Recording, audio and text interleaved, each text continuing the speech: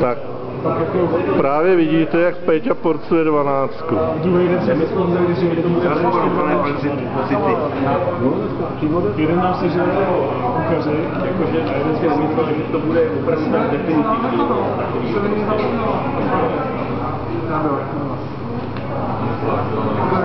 Měli. Návrh největší dárek dal Petrovi já. Můžeme volat tam to bylo tolik, že já vlastně nevím, pořád se tam všechno bylo. Tam bylo dost, takže... Vejte se!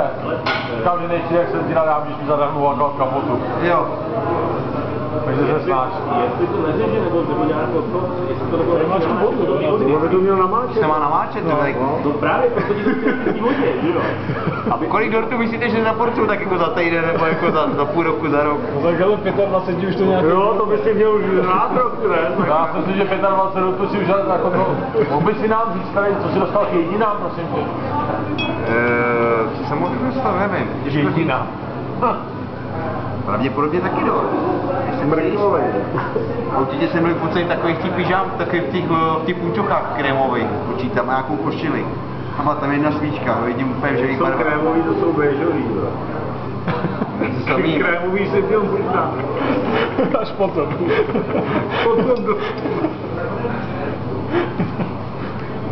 Chudák 12. Aneška. Krátký život měla, co? Od 12 se nedožila ani půl noci. No fakt, že jo, dneska se dodělala a dodělala. To je příprava na generálku, musím to rozdělat, jo? Když si takhle budeš fungovat v garáži s rozrušovačkou, tak teda potíš. To mám ve nějak rozumně oddělit. No, teď páčí kapotu. Teď propichuje gumu nějakou. Takže jak mluví definé, ty, když... Levou přední. Na silnici taky budou tak pro dva lidi. A nebo pro Jirku. To bude ten výzvíků ze střechou.